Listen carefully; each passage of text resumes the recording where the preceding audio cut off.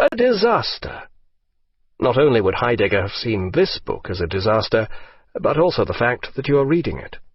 Even though it was about him, this would not have mitigated its deplorableness. Presumably you should have gone to the original German for enlightenment.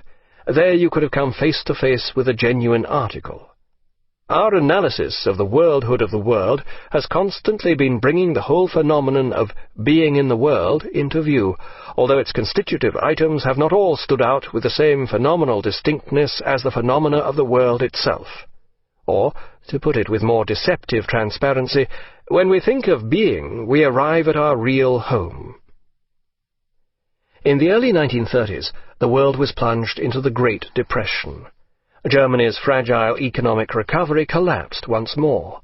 An embittered nation turned to extremes. In April 1933, Hitler and the Nazis came to power.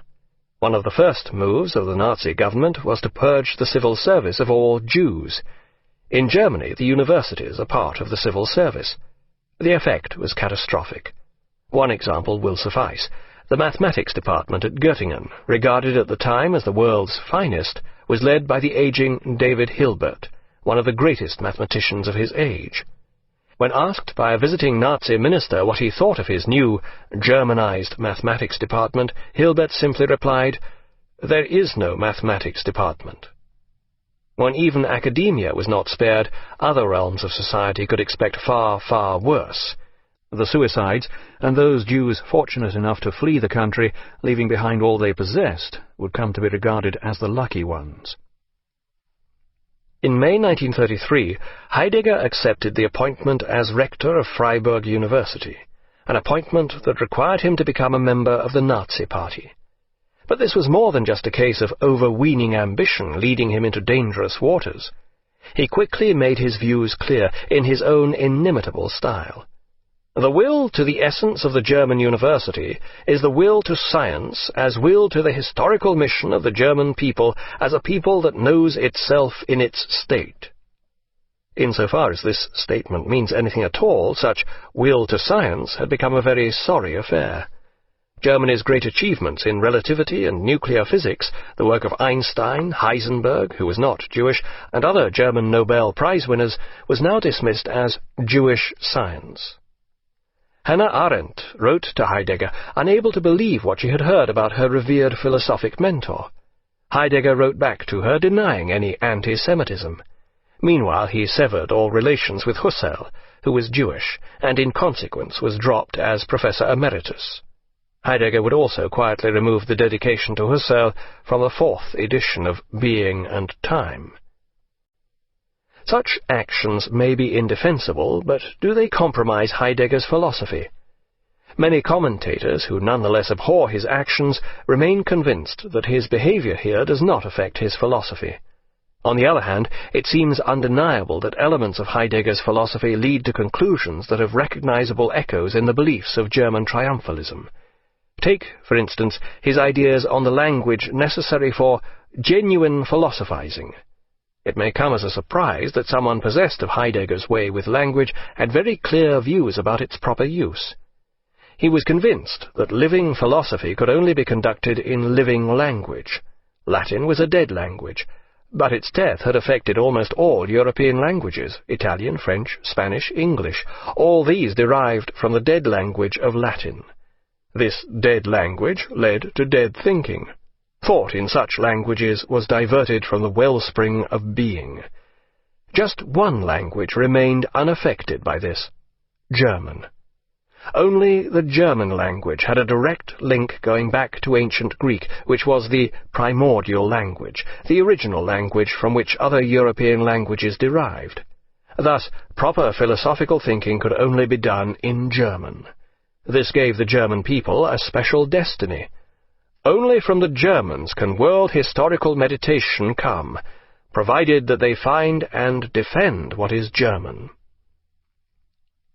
When Heidegger joined the Nazi Party, this was more than just careerism.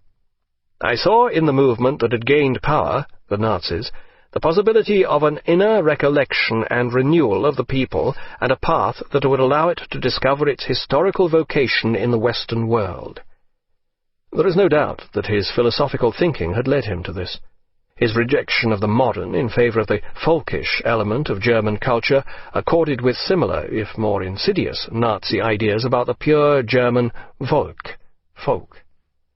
On the other hand, how he squared his abhorrence of mass culture with the behaviour at the Nazi Nuremberg rallies quite simply defies plausible explanation.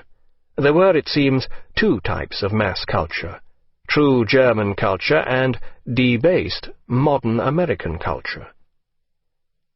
Living in his ivory tower, or cosy alpine hut, Heidegger seems to have had little awareness of the full consequences of what he was doing, as well as a considerable amount of wishful thinking. Both the philosopher and his philosophy appear to have favoured bracketing out certain aspects of reality. This is the dangerous and self-delusory aspect of his philosophy that led him to support German resurgence. His philosophy as such does not include Nazi ideas. Further evidence of this self-delusory attitude is seen in Heidegger's dealings with Hannah Arendt. In the same letter that he wrote to her defending himself against the charge of anti-Semitism, he also appeared to attempt a justification of his anti-Semitism. No matter what he was said to have done, he wrote, this did not affect his personal relationships with Jews, such as herself and Husserl. His dealings with Husserl were a tragic farce.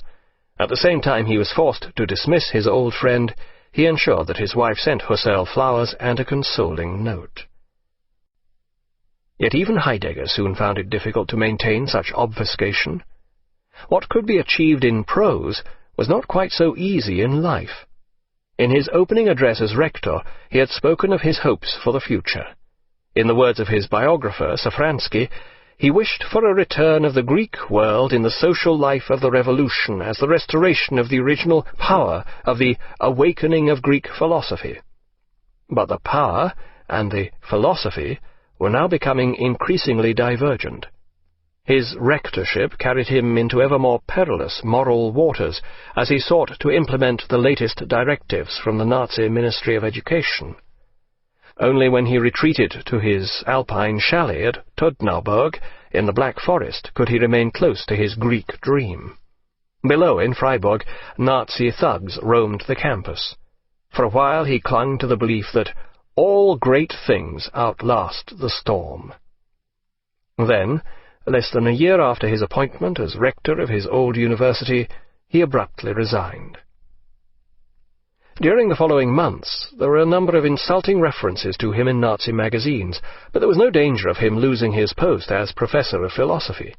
He remained a member of the party. At one stage, there was even talk of him being appointed director of the Prussian Academy of Professors, but he was glad when this fell through. It would have meant him moving to Berlin. He remained very much a philosopher who was rooted to place, constantly fulminating against powerless and bottomless thinking. Again, according to Safransky, Heidegger's faith in Hitler and the need for revolution was unbroken. Even so, he gradually began to distance himself from politics. His philosophy had sought a hero, and it had been a political hero, but now he was once more separating the spheres. Philosophy was deeper than politics. Being was the driving spirit of events, but it did not have to become absorbed in them. As was so often the case, it became increasingly difficult to distinguish between being in general and Heidegger's individual being. With the approach of the inevitable war, he gradually withdrew into himself. As the darkness of war descended, philosophy, as a structure of culture, became all but superfluous, surviving only as a being addressed by being itself. Even so, in the midst of World War II, he was still willing to make pronouncements. Today we know that the Anglo-Saxon world of Americanism is determined to destroy Europe, and thus our homeland, and thus the origin of the Occidental.